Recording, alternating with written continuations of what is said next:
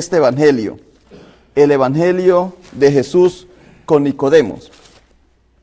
En Juan capítulo 3 hay una conversación, la conversación entre Jesús y Nicodemo, en el capítulo 3 de Juan, es que Nicodemo es una persona supremamente importante en el ambiente de Israel, allí en Jerusalén, con Roma, con los griegos. Nicodemo es una persona famosa, importante, privilegiada, que ocupa un lugar social muy reconocido. Y viene a visitar a Jesús. Y viene visitando a Jesús con una palabra muy bonita. En el versículo 2, capítulo 3 de Juan, capítulo 3, versículo 2 le dice que vino a Jesús de noche y le dijo: Maestro, sabemos que ha venido de Dios como maestro, porque nadie puede hacer estas señales que tú haces, si no está Dios con él. Viene y le reconoce también a Jesús. Si Nicodemo es una persona importante, dice que ocupa un lugar privilegiado en la sociedad, también Nicodemo hace sentir bien a Jesús. Entonces están entre dos personas muy importantes. O sea, no son dos personas ahí de la calle o personas ignorantes que están hablando de este tema. Son personas elevadas como nosotros aquí, que somos personas estudiadas, que conocemos, que entendemos, pero que este tema nos interesa, el tema de Jesús. ¿Y qué es lo que interesa acá? Mire, hay dos temas en la fe cristiana, y no sé si en otras religiones también, que son temas de mucha controversia y que son la fuente de nuestra espiritualidad. El primer tema es el tema de la gracia y el segundo tema es el tema de la fe. Gracia y fe son dos temas que son la fuente de la espiritualidad y que la iglesia en muchas ocasiones ha vivido sin gracia y ha vivido sin fe.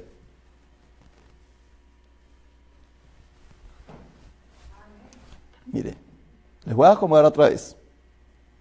Haga de cuenta, como si yo dijera que yo, Ricardo, he vivido sin cuerpo y sin alma. Luego, si yo digo que ya no tengo cuerpo y ya no tengo alma, ¿soy Ricardo, sí o no? No lo soy, porque Ricardo es este cuerpo y es esta alma. Pues la iglesia le ha pasado en muchas ocasiones eso.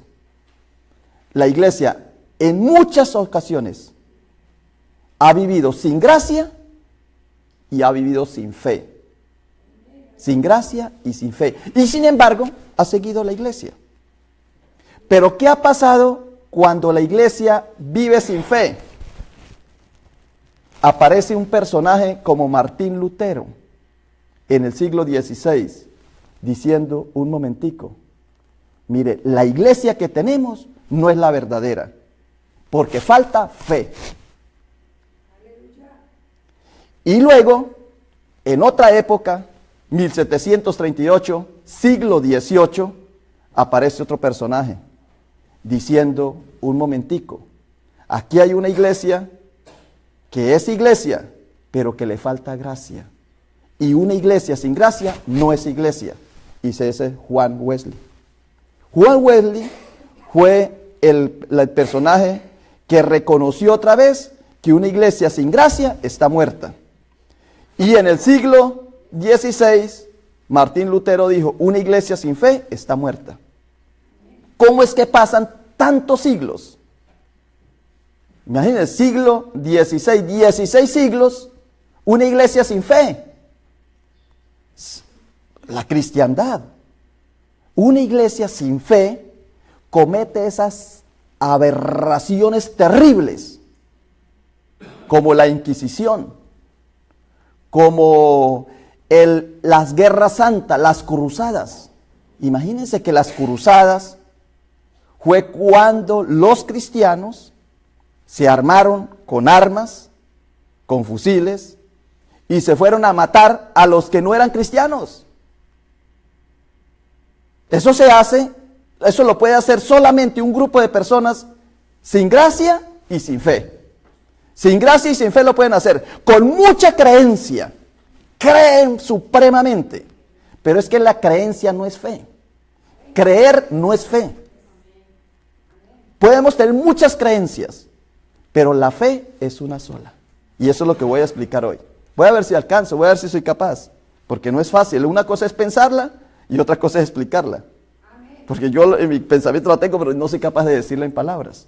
¿Cómo hago yo para explicar que una cosa es la creencia y otra cosa es la fe?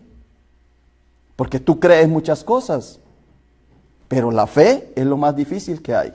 Y les pongo esto, y eso lo he explicado en estos días, y mi hermana, Liduvina, que está en silla de ruedas, me maravilló muchísimo porque yo hablando de este tema, de la diferencia que hay entre creencia y fe, ella me dice, ahora sí entendí. Yo sé, ya sé, que me levante Dios o no me levante de esta silla, yo sigo teniendo fe. ¿Ve? Porque la fe es más poderosa que la creencia. Porque ella cree que Dios la va a levantar. Esa es creencia. Y se va a quedar hasta que Dios no la levante de la silla, ella no sigue siendo activa. Y ella comprendió y dijo, entonces yo lo que tengo es fe. Dice, yo lo que tengo es fe. Y entonces a mí me maravilló muchísimo que haya diferenciado entre la fe y la creencia. Creencia es yo ir a matar al otro porque no se parece a mí. Y fe es saber que el otro es suficientemente importante como yo para que los dos vivamos muy bien. Esa es fe. La diferencia entre fe y creencia. Por eso, las religiones con creencia y sin fe son terribles. Peor que la guerra, peor que la economía, peor que la política, peor que la ciencia. Peor. Porque una persona con creencia religiosa sin fe es peor que la bomba atómica. Y por eso hoy día ya en el cristianismo ya se pasó eso. En algunas partes, en otras partes todavía hay guerra. Pero hoy día los terribles el islamismo, los musulmanes, que no son todos, pero que como algunos son fundamentalistas, piensan que su creencia les da la autoridad para ir a quitarle la vida al otro porque no cree como él cree. Sin embargo, la fe es supremamente superior a la creencia. Creemos muchas cosas, todo lo creemos. La ciencia es creencia. La ciencia es creencia, ¿por qué? Porque me dice, mire, atención, no coman tomate porque el tomate hace daño. Al rato, un momentico, pueden comer tomates porque el tomate es bueno. Después, atención, no coman huevo porque científicamente el huevo hace daño. Y después, atención, hemos descubierto que el huevo no hace daño, que sí pueden comerlo. Entonces, es una creencia. La ciencia es una creencia. La política es una creencia. La religión es una creencia. La economía es una creencia. La fe se sale, la fe está por encima de la economía, de la política, de la ciencia y de la religión. La fe es algo interno en el ser humano. La fe es como el aire que hay en los átomos, que el 99.99% del átomo no es materia, no es partícula, sino que es aire, es vacío. Esa es la fe. La fe. Entonces, ¿y ahora qué es la gracia? Es lo mismo. Es una bendición que está por encima de cualquier cosa que nosotros pensemos. Bueno, bien, ya me estoy perdiendo. Pero voy al tema de Nicodemo. Jesús y Nicodemo hablan de dos temas supremamente importantes: la gracia y la fe. Y yo les digo que puede haber una religión, puede haber una iglesia, puede haber una denominación muy bien formada, económicamente muy bien estable, personas entregadas ahí a la obra, y sin embargo pueden no tener fe y no tener gracia. Porque la iglesia era muy próspera. En la Edad Media la iglesia era supremamente próspera. Tenía todo el poder económico, político, social, científico. Los médicos estaban en la iglesia. Y sin embargo era una iglesia sin fe. Por eso Martín Lutero tuvo que decir un momentico. Aquí hay una iglesia supremamente frondosa, grande, bonita, pero falta fe. Y nosotros somos para la fe. Y luego Juan Wesley en Inglaterra, en el siglo XVIII, 1738, una sociedad próspera, una sociedad muy bien formada, pero sin gracia. Entonces, ¿para qué es la gracia y para qué es la fe? ¿Por qué nosotros como cristianos tenemos que tener gracia y tenemos que tener fe? ¿Qué significa eso? Ya les voy a explicar. Vamos al tema de la gracia. En Juan 3.3, al leyente del Evangelio, de la conversación entre Nicodemo y Jesús, dice, respondió Jesús y le dijo, de cierto te digo, que el que no naciere de nuevo no puede ver el reino de Dios. 4. Nicodemo le dijo, ¿cómo puede un hombre nacer siendo viejo? ¿Puede acaso entrar por segunda vez en el vientre de su madre y nacer? Respondió Jesús, de cierto te digo, que el que no naciere de agua y del Espíritu no puede entrar en el reino de Dios. Primero habla de ver, luego entrar. Primero es ver, luego entrar en el reino de Dios. ¿Y qué es ese reino de Dios? ¿De qué se trata el reino de Dios? El reino de Dios se trata de tres cosas. Uno, en primera de Juan 3.1 dice, miren cuánto amor nos ama nuestro Padre, que nos llama ahora sus hijos. Y eso es lo que somos. Pero la gente de este mundo no reconoce que somos hijos de Dios, por lo que no conocen a Él. Primer punto, ¿para qué es la fe? ¿O para qué es la gracia? ¿O para qué es la iglesia?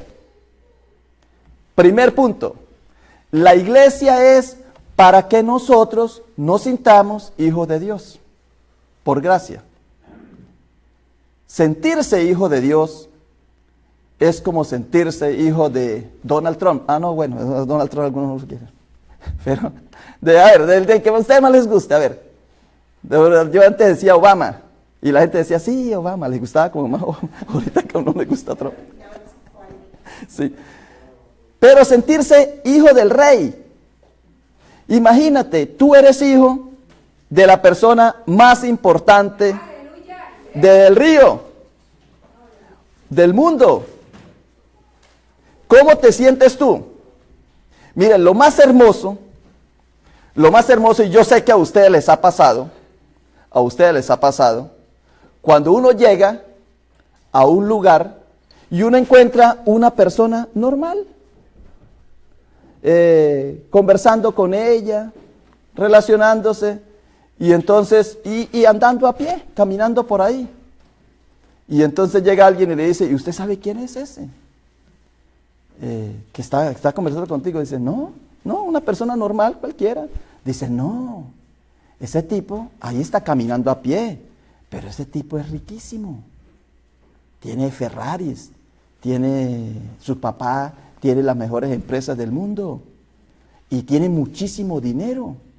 Oh, ¿cómo que esa persona conversando conmigo? ¿Sí? Lo más hermoso que hay, y yo sé que a ustedes les ha parecido, y en la escuela yo creo que lo tuvieron, personas de mucho poder económico, sin embargo, sencillos y simples, comiendo tortillas y frijoles como nosotros. ¿Ve? Ahí es donde está la grandeza de los hijos de Dios. La grandeza de un hijo de Dios es que aunque sea el gerente de la empresa, va caminando, ve un papel tirado, lo toma y lo tira al basurero. Porque sabe que él está hecho, porque es hijo del rey, debe mantener limpio el lugar por donde camina. ¿Ven lo que es ser hijo de Dios? Ser hijo de Dios significa que somos grandes en dignidad y no importa el oficio que nos corresponde hacer.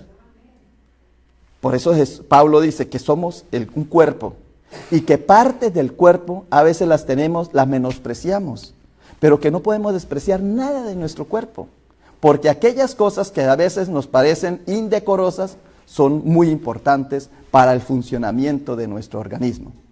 Eso es sentirse uno hijo de Dios. Sentirse uno hijo de Dios es, somos una iglesia, una congregación.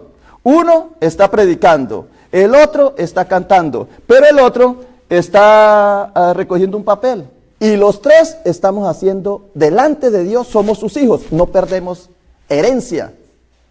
No es que el que recoge el papel va a ganar $1, el que canta va a ganar 2 y el que predica va a ganar 3. Delante de Dios todos ganamos el 100%. Todos somos bendecidos porque todos somos hijos de Dios. A ver, ¿quién se siente aquí menos que el otro? ¿Verdad que no? A mí me encanta la iglesia por eso, porque en la iglesia se acaban los señores, se acaban los doctores, se acaban los títulos. En la iglesia le decimos David, le decimos Eloy, Linda, María. No, a doña María le decimos doña María, es la única que le decimos doña María. No le quitamos el título. Pero ve que en la iglesia se pierden los títulos. Delante de Dios, todos somos iguales, somos sus hijos. Esa es gracia. Primer punto, somos hijos de Dios. Por lo tanto, cualquier actividad que desempeñemos en el mundo, delante de Dios, es supremamente importante, es válida. Para Dios no le interesa que usted esté ganando $1 millón, que el otro esté ganando $10,000 y el otro gane $1. Eso es la economía del mundo. Pero delante de Dios, el oficio que tú desempeñes, lo que tú seas aquí, como seas, torcido, delgadito, gordo, feo, bonito, no importa lo que seas, eres una maravilla delante de Dios, porque sois hijo de Dios. Esa es la dignidad que debemos tener nosotros. No nos rebaja nada. Nada nos rebaja. Y a mí me gusta cuando los líderes empresarios hablan de esto. Y he escuchado a muchos líderes empresarios y dicen los obreros, es que él, que es el jefe, que es el dueño de la empresa, es el primero que llega. Nosotros llegamos a las 8 y el dueño de la empresa llega a las 6 de la mañana. ¿Sí? Son iguales, hijos de Dios. Primer punto. ¿Qué es gracia? La gracia es la que nacemos del Espíritu. Nacer del Espíritu es que todos somos iguales. En el Espíritu todos los seres humanos somos iguales. No hay uno que tenga más átomos que el otro. No hay uno que funcione con células y el otro funcione sin células. Todos somos iguales delante de Dios. Y espiritualmente todos los seres humanos somos iguales. Pero cuando no hay gracia, se cree que los seres humanos son diferentes. Por eso, cuando llegaron los españoles a América, ellos pensaban que los indígenas no tenían alma. Porque ellos, como no tenían gracia y no tenían fe, era religiosidad y creencia, ellos pensaban que no tenían alma. Y por eso masacraron a los indígenas. Pero hubo un santo muy famoso, muy bueno, excelente, que tuvo una gran revelación de Dios. Se llamaba Bartolomé de las Casas. Y entonces Bartolomé de las Casas tuvo esa gran revelación y dijo, no, he descubierto que los indígenas sí tienen alma. La duda la tengo es en los negros. Eso sí, no sé si los negros tienen alma o no. Esclavicen los negros, pero los indígenas no. ¿Sí ve? Y eso que era el más santo.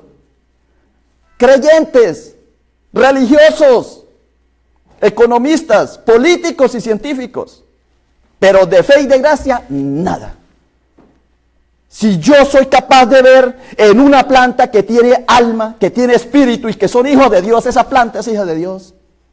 Y si yo puedo ver en una hormiga, en un gusano, en una araña, en el elefante, que también tienen espíritu y que también se van a salvar por gracia de Dios, ¿cómo no voy a ver en un ser humano que todos los seres humanos somos iguales y que todos tienen derecho a ser hijos de Dios? ¿Y por qué discriminamos? Discriminamos al otro por la falta de seguridad en nosotros. Como le decía, que ese hijo rico del pueblo va y juega canicas y juega con los pobrecitos del barrio. Y cuando uno descubre, pues si ese es el hijo del más rico del pueblo, no importa. Es que a mí no se me quita nada, al contrario, esa herencia maravillosa, ¿quién me la va a quitar? Pero siendo de condición divina, se sometió a uno de nosotros y fue como uno de nosotros. ¿Y quién es ese? Jesucristo nuestro Señor. ¿Sí? Esa es la gracia. Esa es gracia. Primer punto, somos hijos de Dios. Segundo punto, ¿qué nos dice esto de nacer de nuevo? Nacer del agua y del Espíritu. Primera de Pedro 1, 3, 4. Y eso para que los que vean otra vez el video, pues les queda fácil porque paran el video y ven y buscan Primera de Pedro 1, 3, 4. Y dice así: es por su gran misericordia que hemos nacido de nuevo. ¿Ve? Que dice nacer del agua y del Espíritu. Porque Dios levantó a Jesucristo de los muertos. Ahora vivimos con gran expectación y tenemos una herencia que no tiene precio. Una herencia que está reservada en el cielo para ustedes, pura y sin mancha, que no puede cambiar ni deteriorarse. Si ya nosotros estamos en alta dignidad, en tan alto privilegio, en ser tan honorables y tener tremenda herencia, ¿qué nos puede perturbar en este mundo? ¿Que te quitaron $1? ¿Que te robaron el Ferrari? No, no importa. Dios tiene 100,000 Ferraris para ti. Despreocúpate, desapégate. ¿Sí ven? Suéltalo. Imagínense yo diciéndole a ustedes que no se preocupen si les roban un Ferrari. O ustedes dicen, ay, no, deje la gallinita ya. ¿Y qué tal que se la lleven? Y me pone el huevito. ¿Sí? Porque claro, uno es apegado. Pero aquí nos dice Pedro que tenemos una herencia reservada y que por eso es que nacemos de nuevo. Nacer de nuevo es cuando uno dice, aquí no me va a faltar nada. Mire los pájaros del cielo. Mire las aves, las flores del campo. ¿Acaso tú no eres mayor y vales más que esos gorrioncillos, dice el Señor, que esas flores? Y casi tú no vales más. Ahora, supongamos que no valgas más. Que valgas como las flores del campo y como los pájaros del cielo, que eres así, que estés en ese nivel. Pues Jesús pone el ejemplo que dice que si a ellos no les va a faltar nada, a ti tampoco te va a faltar nada. Y lo que no tienes es porque no lo necesitas. Así que no lo busques más, vivas con eso que tienes. ¿Amén? Eso se llama gracia de Dios. Eso es nacer del agua y del Espíritu. Son dos personajes muy importantes hablando acá. Tremendamente importantes, es Nicodemo y Jesús. Es como poner a hablar a la persona más famosa de este mundo, a la persona más que ustedes reconozcan, un escritor, un científico, al más grande, a un premio Nobel, y ponerlo a hablar con el otro, y hablando en ese estado, están hablando en una cosa alta, elevada, estos dos personajes. Y aquí están hablando de la gracia. Entonces, primero, que somos hijos de Dios. Segundo, que tenemos una herencia que nadie nos la puede quitar. Tú eres tú. Y el hecho de que te alaben no te agregan más. Y el hecho de que te critiquen no te quitan nada. Tú eres lo que eres y solo sabe que eres lo que Dios sabe que eres. Tú eres lo que Dios sabe que eres. Entonces, ¿para qué buscas más? ¿O para qué te quieres quitar? Eso es para las mujeres, ¿verdad? Que les gusta ponerse, quitarse, enderezarse. Muy bien. Tercero, ¿qué es gracia de Dios? Ya dijimos, gracia es ser hijo de Dios. Segundo, saber que tenemos una herencia que nadie nos la quita. Y tercero, segunda a los Corintios 5, 17. Por lo tanto, si alguno está en Cristo, es una nueva creación. Lo viejo ha pasado, ha llegado ya lo nuevo. A ver, ¿quiénes son viejos aquí? Nadie, ¿verdad? Nadie, somos jóvenes. Me siento de 15, decía. Tenía yo un amigo, lo voy a decir, Nectalí. Gozábamos mucho con Nectalí. Él me ve de vez en cuando. Y entonces decía Nectalí, yo me siento de 15, decía, y se sentaba. Y cuando se iba parando decía, ay, ay, ay. Y decía, ¿dónde están los 15, hermano Nectalí? Y gozábamos mucho porque él siempre decía eso, animado, porque el Evangelio nos dice que somos nueva creación. ¿Nueva creación en qué? En que todos los días son nuevos. Hermanos, mire, una cosa que nos tenemos que quitar de la cabeza es que si tú fallaste ayer, fue ayer, hoy ya es un nuevo día. ¿Para qué cargas la falla de ayer? Ya sucedió. Yo explico lo que significa morir. Muerte es sin amor, ¿no? Amor, mortis. Amor es a, sin muerte. Y mortis, morir es desaparecer, es sin amor. Pero también existe la palabra fallecer. Fallecer. Fallece. Uno dice, ay, falleció Julano. ¿Qué significa falleció? Falleció, que falló. Que falló, o sea que cometió un error. Fallecer es fallar. Fallas, paredes. Si usted van a fallas, paredes, van y miran la prenda y hay algo que faltó ahí, ¿verdad? Pues fallecer es que esta persona que iba andando falló y ¡pam! Cayó, se murió, falleció. Una falla, sí, falló. Y la otra es difunto. Otra palabra que usamos mucho es la palabra difunto, el difunto. No sé si en inglés también hay esas palabras, pero en español, difunto. ¿Qué es difunto? Difunto es que ya no funciona. Disfuncional, funcionario, funcionar. Ya no funciona. Entonces, ya no funciona, entonces ya no sirve. Difunto es ya no funciona. Fallar es que has cometido una falla. Y muerto es que no tiene amor. Pues si tú has cometido hoy o ayer una falla, un difunto o muerte, déjalo muerto ya, déjalo, ya fallaste. ¿Para qué cargas con ese muerto? Ya eso no te va a funcionar. Tú agarres ese vaso medio lleno y sigas con él. A mí me encantan las plantas. Salir al campo, los árboles, mira los árboles. Mira, hay un árbol que tiene este gajo ya seco, tiene el otro, ya no tiene hojita, ya no tiene, pero en una partecita del árbol hay una hojita, una ramita, ahí naciendo. Y dice uno, este árbol está vivo. ¿Ve? Está vivo este árbol. ¿Por qué? Porque está la ramita. ¿Ve? Uno no debería decir, este árbol está medio muerto. No, está vivo. Pero en cambio nosotros, ay, nos dio un dolor de oído, ay, estoy que me muero. Pues no te vas a morir de eso. No te vamos a hacer, tranquilo que no te vas a morir. Que ya me dio la artritis, no estás medio muerto. ¿Qué cuento? Estás vivo. Porque el vida y muerte no compaginan. Es como el agua y el aceite. O estás vivo o estás muerto. Pero tú no estás medio muerto ni estás medio vivo. ¿Ve? Estás muerto o estás vivo. Y hasta que no estés muerto, tú tienes que seguir como vivo. Con ánimo, con entusiasmo, con ganas. Para empezar nuevos proyectos, sirvo para algo. Si esa ramita está ahí en ese arbolito es porque ese arbolito todavía sirve para algo. Amén. Ese es nacer de nuevo, cada día. No te quedes en el pasado, no te quedes en lo de ayer. Por eso es que nosotros fallamos cuando ya crecemos. Los niños son maravillosos, los niños pelean y al momentico de pelear se dan un besito y ya se los olvidó. Los perritos, regañas tú al perrito y le dices duro y el perrito se va todo herido, y lo vuelves y lo llamas, ya viene otra vez el perrito batiendo la colita. No hay rencor, no hay odio, no hay memoria. Pero nosotros cargamos más con la memoria que con nuestra vida. Ese es nacer de nuevo.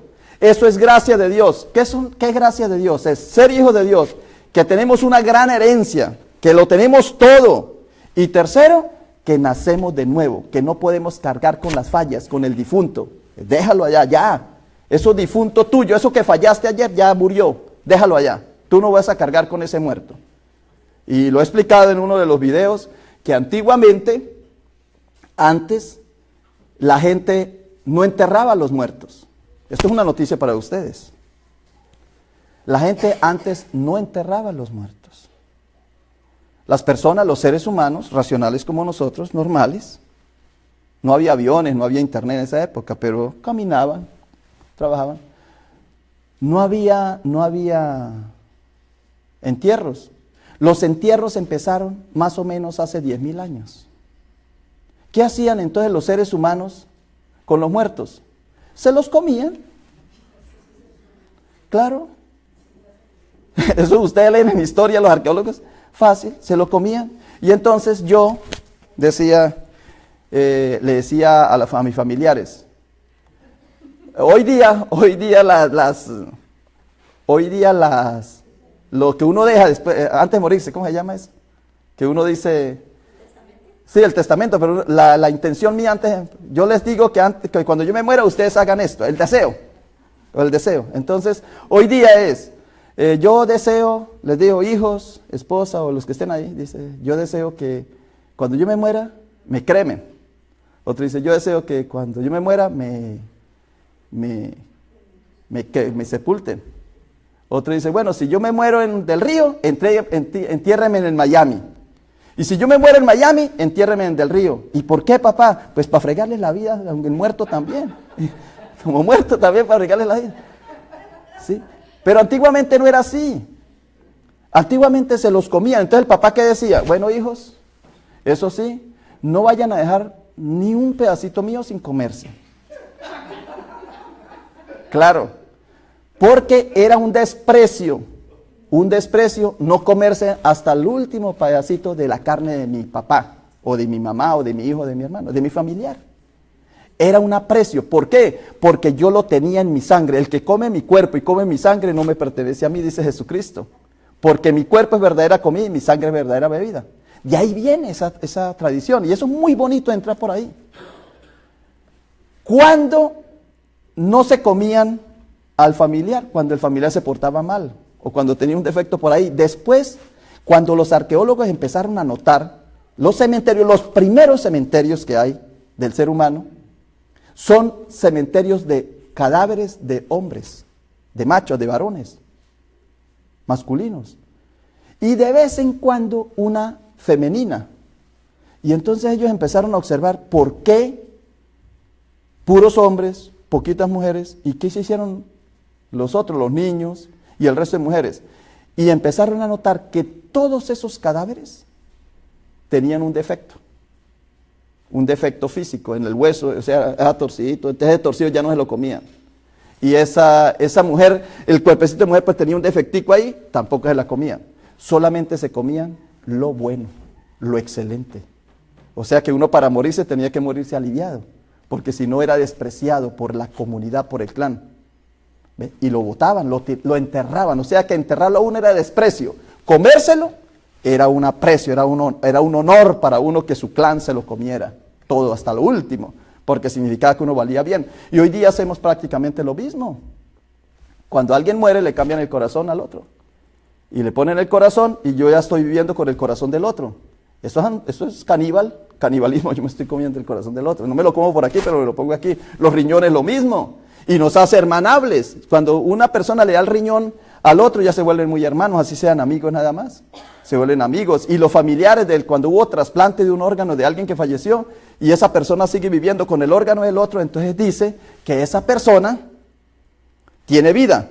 Gracias a que esa persona me dio el riñón. Entonces la familia se vuelve familiar con él.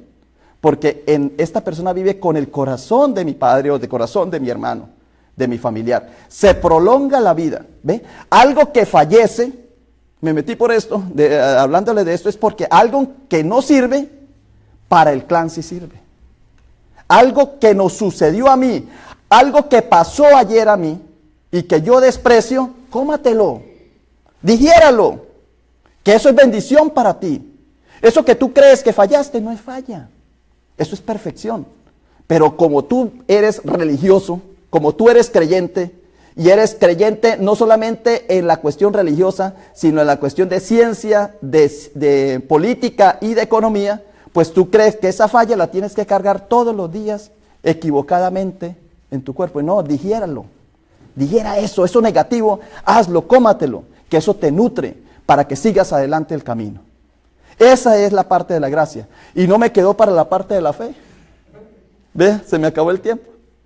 Porque la de la fe es donde dice en el 8. Estamos leyendo a Juan 3, en el versículo 8, dice así. El viento sopla de donde quiere y oye su sonido, mas ni sabe de dónde viene ni a dónde va. Así es aquel que ha nacido del Espíritu. Vea, esto es maravilloso entender. Voy a tomarme 2 minuticos nada más. Pues cierro, ya no pude terminar lo de la fe, otro día lo predico. Pero esta es la parte de la fe. Ya hablamos de la gracia. Hablamos de la parte de la gracia. Por eso, hermanos, si tú estás en gracia de Dios, te sientes hijo de Dios, eres hijo de un rey, lo tienes todo y has nacido de nuevo, tú no tienes que ir a acribillar al otro y matar al otro porque no crees como tú crees. No importa que el otro no crea como yo creo, es que yo soy hijo de Dios. Es que yo tengo una herencia grandísima y yo he nacido de nuevo. Pues lo único que tengo que hacer es compasivo con el otro que no tiene esa posibilidad todavía, pero que la va a tener. ¿Ve? No hay que irlo a matar. Esa es gracia. Y por eso fue que la guerra, esas guerras que hemos tenido. Ahora la fe es, ¿fe qué es? Mire, dice, el viento sopla de donde quiere y oye su sonido, mas ni sabe de dónde viene ni a dónde va. Así es aquel que ha nacido del Espíritu. Aquel que ha nacido del Espíritu ya no se preocupa de dónde viene, ni a dónde va. Solamente se interesa es por vivir. Planea poco. El cristiano debe planear poco. El economista debe planear todo hasta dentro de 20 años. El científico también. El religioso, claro que lo tiene que planear para que no se le caiga su negocio. Y el político lo mismo. Pero el espiritual no planea. Se deja llevar. Y lo que viene es bueno y lo usa. Disfruta. Y esta parte de que ni sabe de dónde viene ni a dónde va, es el ejemplo de la señora. Voy a poner la señora porque me queda mejor aquí, porque las señoras están acá, para que aprendan ustedes mujeres. Una señora se montó en el tren porque iban a una excursión. Se montó en el tren porque iba a una excursión, iban de viaje, iban para un lugar, pongámosle Miami, así lejos, y se montó en el tren. Y desde que se montó, entonces empezó a mirar la maleta. Ay, ¿qué se me quedó? Ay, se me quedó el labial. Ay, se me quedó las pestañinas. Ay, pero estos zapatos tal vez no me quedan.